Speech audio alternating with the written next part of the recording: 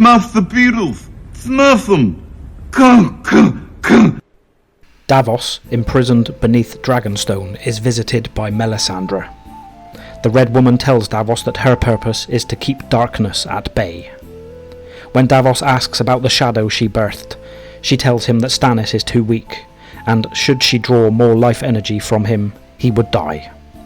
Melisandre tells Davos that there are only two gods, R'hllor and the Great Other, whose name cannot be spoken.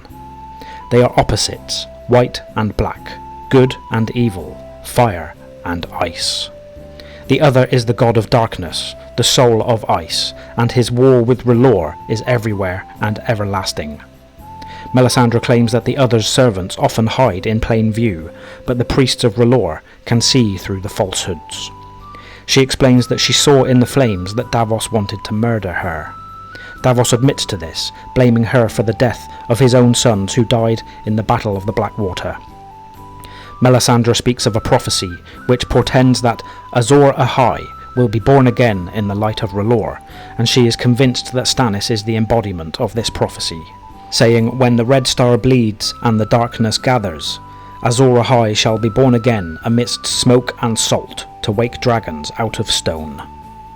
Melisandre departs, telling him that Davos has served R'hllor once, and will do so again. Later, Axel Florent brings his brother Alistair Stannis' hand and tosses him into the cell with Davos. Lord Florent is a defeated man, and he tells Davos that his nephew Imry died with the fleet, and that most of Stannis' bannermen were captured at the battle and bent the knee to Joffrey. He is now condemned as a traitor for writing a letter he planned to send to Lord Tywin, offering peace, and suggesting that Stannis would swear fealty to Joffrey, but would remain Lord of Dragonstone and Storm's End, and that the Florents would get Brightwater Keep back. In addition, he offered Shireen's hand in marriage to Tommen. Alistair rants about Melisandre's talk of a stone dragon. Madness, sheer madness. Did we learn nothing from Aerion Brightfire, from the Nine Mages, from the Alchemists? Did we learn nothing from Summerhall? No good has ever come from these dreams of dragons. Davos knows Stannis well, and tells Florent that Stannis would rather die a king than bend his knee, and that he would never consent to wed his daughter to Tommen, a child born of incest.